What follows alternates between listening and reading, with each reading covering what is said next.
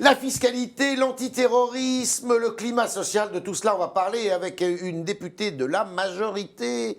Elle s'appelle Aurore Bergé.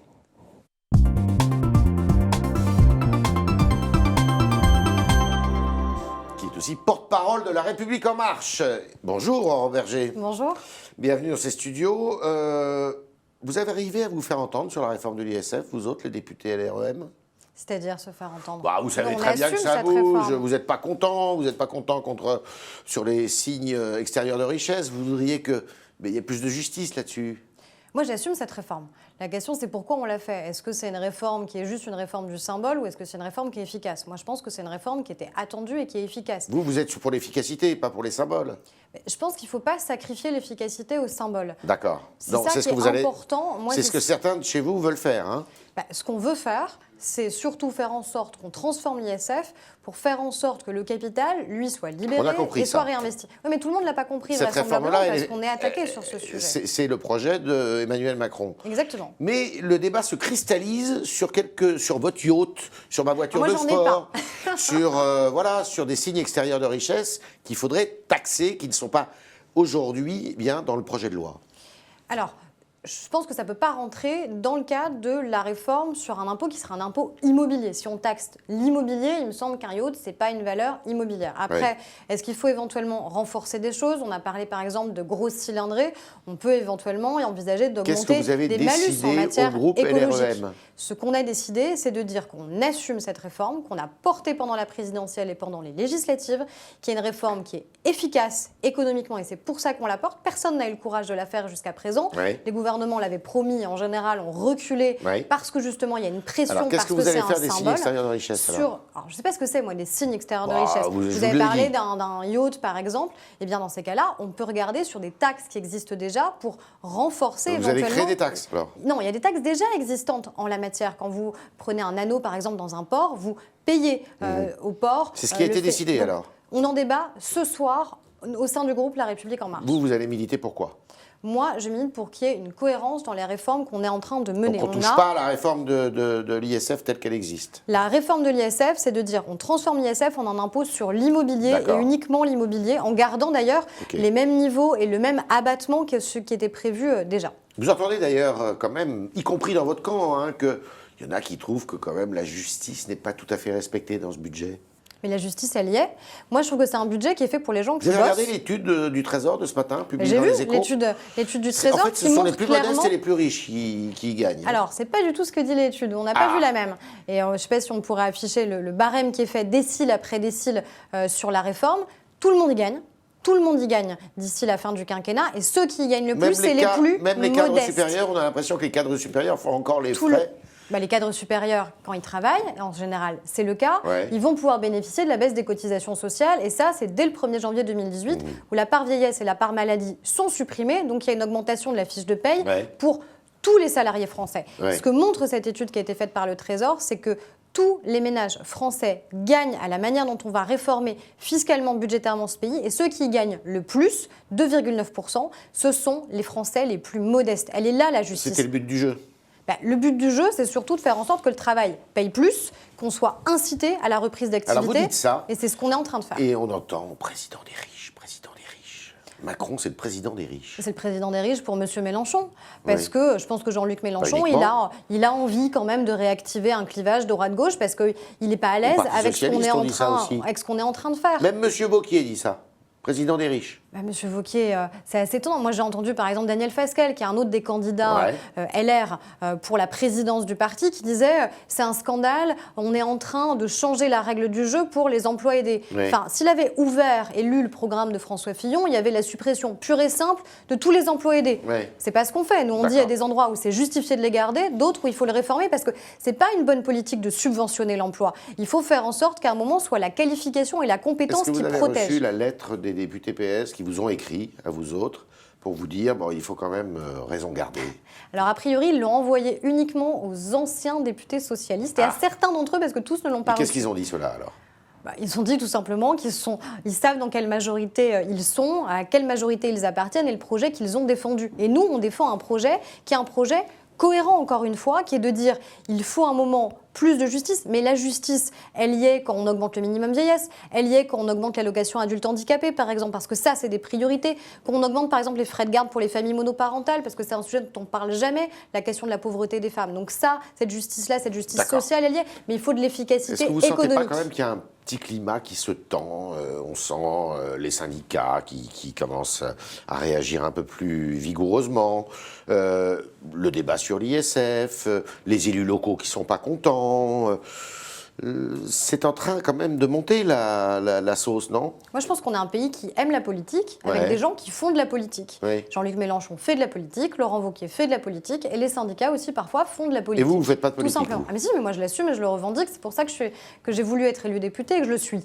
Mais à un moment, il faut aussi savoir d'où les gens parlent. Quand Jean-Luc Mélenchon parle, il s'exprime d'un certain point de vue. D'ailleurs, lui-même n'a jamais travaillé dans le privé. Donc, et les membres de son groupe, pas plus d'ailleurs. Ce qui n'est pas notre cas. Nous, les 2 tiers d'entre nous, on vient tous de la société civile. Donc, on sait d'où on parle. Alors, vous venez d'où, vous? Moi, j'ai travaillé pendant 8 ans dans une agence de com, dans plusieurs d'ailleurs, parce qu'en général, on a plusieurs jobs déjà à 30 ans. D'accord. Donc, vous n'êtes pas inquiète là-dessus sur... Non, mais on nous promet depuis des mois, depuis qu'on est arrivé, on nous promet une rentrée sociale qui va être extrêmement tendue et difficile. Et on nous promet aussi que forcément, ça veut dire qu'on va reculer sur le projet de transformation qu'on a. Preuve en est que la rentrée sociale n'a pas été, je trouve, si tendue que cela avait été promis. Elle n'est pas terminée non plus. Et tant mieux. On ne peut pas préjuger de ce qui va se passer, mais moi aussi, j'ai vu aussi des partenaires sociaux prêts à discuter. Et surtout, on n'a pas reculé et on ne reculera pas. C'est le cas sur les ordonnances, par exemple, sur le dialogue social. C'est le cas sur ce projet de financement de notre budget et du financement de la sécurité sociale, parce que c'est un projet de transformation générale de notre société, donc on ne doit pas reculer. Ça y est, vous avez accordé vos violons à l'intérieur de la République En Marche. Là, on a l'impression que le président de la République est quand même assez seul face justement à ce que pourrait devenir une adversité forte. Il a une majorité de 313 députés, il a 28 sénateurs, la rentrée parlementaire, il a un gouvernement. De la rentrée parlementaire, je veux dire de la vraie rentrée parlementaire au mois de juin. Il y a eu, on se demande, est-ce qu'il y a un pilote dans l'avion à LREM? On a un président de la République, on a un chef de la majorité qui est le Premier ministre, qui était encore là hier à notre réunion de groupe. Vous savez son nom? Édouard Philippe, qui est le Premier ministre. Je pense que les Français le savent. Ils l'ont peut-être redécouvert pour certains d'entre eux d'ailleurs quand ils l'ont vu affronter Jean-Luc Mélenchon cette semaine. Et je pense qu'ils ont vu quelqu'un qui était extrêmement clair, combatif et au clair aussi. Bon débat pour vous? Oui, je pense que c'était un débat qui était intéressant et qui permettait de clarifier un certain nombre de questions. Qui est président de votre groupe? Bah oui, il est patron du groupe. Donc chacun est dans son rôle. On a un président de la République qui est un peu contesté quand même. Mais vous savez, moi j'entends ça depuis qu'on est vous le contestez pas? Mais je le conteste pas. Moi je suis porte-parole du groupe et d'un groupe qui est présidé par Richard Ferrand. Et moi je vois juste qu'est-ce qui va être président du parti? Par rapport au couac dont vous parliez, parce que tout le monde a essayé de parler de ces couacs-là. Au final, qu'est-ce qui s'est passé cet été? Toutes les réformes dont on avait dit qu'elles devaient être votées ont été votées. Prorogation de l'état d'urgence. Et là, on a voté justement le fait d'aménager notre droit pour préserver nos libertés et notre sécurité. Donc ça a été fait. On a voté les ordonnances sur la question du dialogue social et on a voté la loi sur la confiance dans la vie politique. Du parti. Sans nous, ces réformes, elles n'auraient jamais existé. Personne n'avait osé les faire. Président du parti. Président du parti, on a des statuts qui ont été adoptés, on a en ce moment un mouvement qui est un mouvement de refonte aussi de nos organisations, y compris localement, des nouveaux référents qui vont être nommés, et on aura un congrès le 18 novembre prochain qui permettra de définir quelles seront les instances nationales du mouvement. C'est un mouvement démocratique, donc on passe par l'élection. Vous pourriez vous présenter comme présidente? Je ne suis pas candidate à la présidence du mouvement, et je pense que c'est bien aussi que ce ne soient pas les parlementaires qui soient forcément à tous les postes. On en discutera ensemble. On a plusieurs niveaux d'instances au sein du mouvement. D'accord. La radicalisation des Républicains, c'est ce que vous dites. À l'occasion du débat sur le projet de loi antiterroriste notamment, vous avez eu des mots avec des Républicains en disant radicalisation. C'est votre sentiment? C'est un sentiment, mais d'ailleurs, je ne suis pas la seule. Alain Juppé le disait pendant la campagne présidentielle. Quand à un moment, la question s'était posée, est-ce qu'il pourrait redevenir candidat? Il avait clairement parlé d'une radicalisation d'une partie de la base militante. Moi, je pense que l'élection prochaine de Laurent Wauquiez, elle est que la conclusion d'un long, mais d'un certain rétrécissement de la droite. Si on est parti, il faut toujours s'interroger. C'est comme dans un couple. Wauquiez, il y a celui qui reste et qui se dit, c'est injuste qu'on m'abandonne. Puis il y a ceux qui partent. Il faut peut-être aussi parfois se demander pourquoi les gens gens partent, pourquoi les électeurs sont partis, pourquoi des élus sont partis, pourquoi des gens qui sont aujourd'hui parlementaires sont partis. On est parti parce qu'on ne se retrouvait plus dans un parti dont la promesse initiale en 2002 était la promesse d'un rassemblement. Aujourd'hui, on ne rassemble pas avec quelqu'un comme Laurent Wauquiez. Et il sera président des Républicains, à votre avis? Écoutez, en tout cas, moi, je vote plus en interne. C'est pas à moi de le dire. Vous êtes sorti, vous, des Républicains? Moi, je suis partie. Après et le procès qu'ils font là, à ceux qui sont restés, enfin, qui sont encore inscrits aux Républicains, les Darmanin, les Philippe, ils se donnent 8 jours là pour décider de leur sort. Quel est votre avis là-dessus, votre regard? Encore une fois, moi, je pense que c'est une forme de sectarisme. Mais ils ne sont pas logiques non plus, ceux-là, puisqu'ils n'en veulent plus des Républicains. Pourquoi ils ne partent pas? En quoi ils ne sont pas logiques? À un moment, il y a un président de la République... Ils devraient rejoindre la République En Marche. Il y a un président de la République élu qui leur dit « on est capable de travailler ensemble, faisons-le ». Qu'est-ce qu'il faut faire? Il faut dire c'est hors de question de travailler avec un président de la République nouvellement élu, avec une nouvelle majorité, dans un climat politique qui est extraordinairement différent dans notre pays aujourd'hui que ce qu'il était il y a quelques années. On refuse cette main tendue, on refuse de travailler ensemble. Moi, je pense que l'intérêt de notre pays, c'est qu'on arrive à bosser ensemble et de faire en sorte que ce pays avance. Mais ils n'ont plus rien à faire chez les Républicains. Pourquoi ils s'en vont pas? Ça, Bruno Le Maire l'a fait, lui. Bruno Le Maire l'a fait, nous a rejoints. Et moi, je suis très heureuse que Bruno Le Maire soit un nouveau marcheur parce que c'est une voix qui sera importante, évidemment, au sein du mouvement. Après, chacun fait comme il veut. Il y a des gens qui ont le droit aussi de vouloir rester de droite tout en étant au sein du gouvernement. Nous, on n'est pas sectaires. C'est pas comme ça que ce mouvement, La République En Marche, s'est construit. C'est pas comme ça que Emmanuel Macron, ou que nous, dans nos campagnes législatives, on a gagné. Pour avoir voté Emmanuel Macron, les gens, ils viennent forcément de quelque part. Il n'existait pas cette candidature-là, cette opportunité-là, cet espoir-là n'existait pas. Est-ce que les Républicains peuvent rester unis? Ça, j'en sais rien. Honnêtement, je pense qu'ils peuvent peut-être rester unis, mais sur une base qui sera de plus en plus étroite. Si la base aujourd'hui des Républicains, c'est Laurent Wauquiez et Sens commun, alors en effet, peut-être qu'entre eux, ils peuvent bien s'entendre. C'est pas un peu caricatural ce que vous dites là? Ben, je ne pense pas, parce que quand on a fait le meeting du Trocadéro, à un moment, on a annoncé ce qui est en train de se passer. Quand je vois aujourd'hui les postures de Laurent Wauquiez, je ne sais pas si c'est une démarche sincère de sa part ou si c'est une posture. Laurent Wauquiez, il commence, il est l'héritier de Jacques Barrot, qui est un Européen convaincu, il crée le mouvement qui devient la droite sociale, pour ensuite parler du cancer de l'assistanat, etc., etc. Donc son propre parcours démontre qu'il n'y a pas de cohérence d'idées dans ce qu'il a défendu il y a quelques années, dans ce qu'il défend aujourd'hui. Est-ce que vous êtes toujours en relation avec Alain Juppé? Toujours. Et on se revoit. Il a un regard un peu dur, un peu sévère sur le début du quinquennat d'Emmanuel Macron. Non, je pense qu'il a un regard qui est lucide. C'est-à-dire il voit en effet ce qui fonctionne. Il y a peut-être aussi des choses qui fonctionnent moins. Qu'est-ce qui fonctionne moins? Mais peut-être qu'on a manqué de pédagogie dans ce qu'on a mis en œuvre. Quand vous ouvrez tous les chantiers en parallèle, parce que je pense que c'est la première fois dans un quinquennat qu'on dit qu'il n'y a pas une étape qui doit venir l'une après l'autre, qu'on dit qu'il faut ouvrir tous les chantiers ensemble parce que c'est une cohérence d'ensemble, parce que c'est la réforme du Code du travail, parce que c'est la réforme de la formation professionnelle, parce que c'est la réforme de la fiscalité, parce que c'est des réformes de justice sociale, etc., etc. Donc toutes ces réformes-là, elles doivent être menées en parallèle. Notre effort à nous, ça doit être un effort de lisibilité pour expliquer ce qu'on est en train de mener. Quelle est la réforme qui va être le plus difficile? La réforme de l'assurance chômage va coûter très très cher. C'est une réforme de justice. Quand 12 milliards d'euros.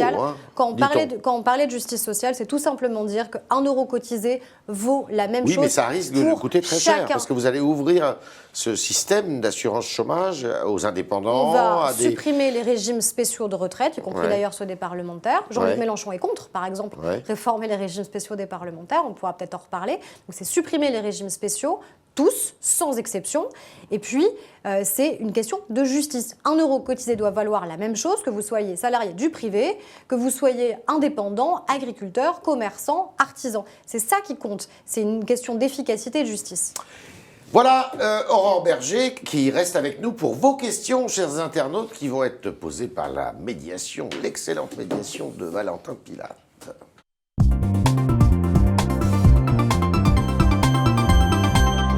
Valentin, bonjour. Bonjour Yves, bonjour Aurore Berger. Bonjour. On a une première question de Symphorien qui nous interpelle sur le chat du Figaro. Est-ce que, en gros, vous comptez mettre fin à ces calculs politiques? C'est sa question. Je pense que la personne fait en l'occurrence référence à votre alliance avec Emmanuel Macron lors de la campagne présidentielle. sais pas ce que c'est des calculs politiques. Je sais juste que, encore une fois, pour avoir rejoint Emmanuel Macron, il faut bien venir de quelque part. Donc les Français qui ont voté pour lui, certains ont voté à gauche, à droite, au centre, certains ne votaient plus et se sont mis, à mon avis, à recroire à ce que la politique pouvait avoir du sens. Moi, j'ai fait un choix. J'ai toujours été libérale. Je me sens bien là où je suis dans cette majorité, qui est une majorité de progrès et libérale. Et c'est pour ça que je l'ai rejoint. Libéral, libertaire? Non, mais libéral, c'est être cohérent, tout simplement. La PMA, vous êtes pour la réforme de la PMA? Moi, je pense qu'il ne faut pas fracturer sur ce sujet. Ah. À titre personnel... Vous êtes contre, alors? Non. On va être clair sur le sujet. Soyez clair, soyez clair. Parce que là, vous ne l'êtes pas. Là. Non. J'ai toujours été claire sur ces questions-là. J'ai manifesté pour le mariage pour tous. Je suis pour l'ouverture de la PMA. Mais moi, je me souviens de la manière avec laquelle le débat sur le mariage pour tous s'est passé. Ça a fracturé la société. Ça a laissé des traces au sein des familles. Moi, je ne veux pas que ça se reproduise. On a dit qu'un débat devait s'ouvrir, des états généraux de la bioéthique. Quand un débat s'ouvre, il y a nécessairement des fractures. Quand un débat s'ouvre, il y a des gens qui s'expriment et qui expriment des positions. Moi, dans le cadre du débat parlementaire sur la PMA, je m'exprimerai en faveur de l'ouverture à la PMA pour l'ensemble des femmes. Donc ça, j'assume de le dire. Mais je ne veux pas qu'on ait un débat caricatural, qu'on ait un débat qui fracture d'un côté comme de l'autre. Vous savez très bien que c'est toujours le cas. Bien non, je ne pense pas. Je pense qu'on peut avoir des débats dans notre pays qui ne soient pas forcément des débats hystériques, qui ne soient pas forcément des débats qui fracturent. Mais ce n'est pas naïf de croire à la capacité des Français à s'emparer de débats qui sont essentiels et qui vont toucher à ce qu'est leur vie. Et moi, je préfère avoir des Français qui s'emparent du débat via justement les états généraux de la bioéthique. Pour la PMA? Oui. L'ouverture. Alexandre qui vous demande comment est-ce que vous pouvez soutenir la politique d'Emmanuel Macron sur ses dépenses publiques, le fait qu'il ne fasse aucune économie structurelle et une baisse du coût du travail insuffisante. C'est la question d'Alexandre. Alors, 16 milliards de réduction de la dépense publique, je ne pense pas qu'on puisse dire que ça n'est pas une réduction de la dépense publique. Le Premier ministre d'ailleurs l'a dit, et moi je fais mienne cette formule, il faut en finir avec l'addiction française à la dépense publique. La hausse est moins forte, c'est surtout ça que ça veut dire. C'est pas une hausse moins forte. 16 milliards d'euros d'économies qui s'ajoutent aux 4,5 milliards qui avaient déjà été réalisés, c'est une baisse sans précédent de la dépense publique. Après, on fait des choix. Est-ce qu'il souhaite par exemple qu'on ne recrute pas sur le quinquennat 10 000 policiers et gendarmes? Moi, je ne le souhaite pas parce que je souhaite qu'on puisse avoir un État qui est fort et avec des Français qui soient en sécurité. Est-ce qu'on souhaite ou non rénover l'école? Ça suppose aussi qu'on affecte des moyens sur l'école. Par contre, on fait des choix. Donc on a fait des choix par exemple en termes de politique de l'emploi pour dire qu'on arrête de subventionner l'emploi via les contrats aidés là où ça ne fonctionne pas pour faire de la formation professionnelle. Et on fait aussi une autre politique en matière de logement pour dire qu'il faut créer un choc d'offres dans notre pays. C'est ça qu'on fait par exemple avec la réforme des APL. Les professionnels du logement n'ont pas l'air très contents quand même. Vous savez, quand vous touchez évidemment quand vous faites des réformes qui comptent, à un moment il y a du frottement, tout simplement. Si vous ne bousculez personne, si vous ne bousculez aucune catégorie, forcément, vous ne réformez pas le pays, mais en même temps, vous ne mécontentez personne. Moi, ça ne me gêne pas de mécontenter certaines personnes si ça permet au final qu'on ait un pays où les gens puissent se loger et attendent pas, comme c'est le cas en Ile-de-France, entre 6 et 10 ans pour avoir un logement décent. Valentin. On a Pierre qui vous pose une question sur Facebook. Dans le rôle des pauvres, c'est qui? Autrement dit, est-ce que les pauvres sont assez bien représentés aujourd'hui sur leurs demandes, grosso modo? J'avoue que je ne sais pas Est-ce que vous répondre. répondez assez Parce qu'aujourd'hui, on dit effectivement Macron, le président des riches. Autrement dit, est-ce que les pauvres sont assez bien représentés selon Pierre? Mais Macron n'est pas le président des riches. C'est ce qui se dit. C'est ce que Jean-Luc Mélenchon ou certains essayent de faire croire. Ouais. Quand vous augmentez l'allocation adulte handicapé, quand vous augmentez le minimum vieillesse, quand vous supprimez pour 80% des Français la taxe d'habitation, quand vous baissez les cotisations sociales pour l'ensemble des Français qui travaillent, vous n'êtes pas le président des riches. Vous êtes un président d'une politique qui est juste. Quand on est député comme vous, on est en ligne directe avec Macron, vous pouvez l'appeler Oui, on se parle, évidemment. Oui. Alors, je ne dérange pas le président de la République au téléphone, évidemment, matin, midi et soir. Il paraît qu'il ne dort pas la nuit, donc vous pouvez. On se parle. Vous parlez. Dernière question. Dernière question. On a vu que des députés de la France Insoumise ne souhaitaient plus voir le drapeau européen à l'Assemblée nationale. Pour Charles, il est d'accord, ce n'est pas le compteur de l'UE. Qu'est-ce que vous en pensez de ces amendements qui sont déposés? Deux choses. La première, c'est que Jean-Luc Mélenchon rejoint en cela Marine Le Pen, qui avait demandé à ce que le drapeau européen ne figure pas au sein de l'Assemblée nationale. Moi, je suis fière de notre appartenance à l'Union européenne. Je souhaite que le drapeau reste. Et François de Rugy, le président de l'Assemblée, s'est d'ailleurs exprimé en ce sens. Deuxième chose, vous disiez non? Les deux choses. Un, le rapprochement des deux extrêmes. Et c'est souvent le cas, honnêtement, dans leur posture. Et puis le fait que moi, je suis européenne convaincue. On a fait campagne sur la question européenne. Et moi, je souhaite que le drapeau européen reste fièrement au sein de notre hémicycle. Le cas de la Catalogne vous inquiète?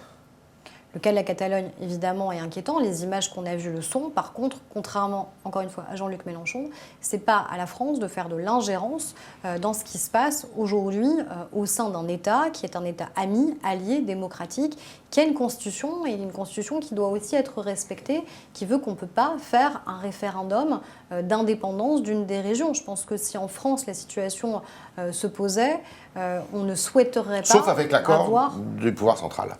Oui, mais de Comme fait, il y a eu en Écosse. on a une constitution d'un État démocratique et il faut qu'elle puisse être respectée. C'était les réponses à vos questions, chers internautes, de Aurore Berger, posées par l'excellent Valentin Pilate. Merci Aurore Berger. Merci à vous. Merci, Laurent Berger. Valentin. Merci. Et à demain pour de nouvelles aventures.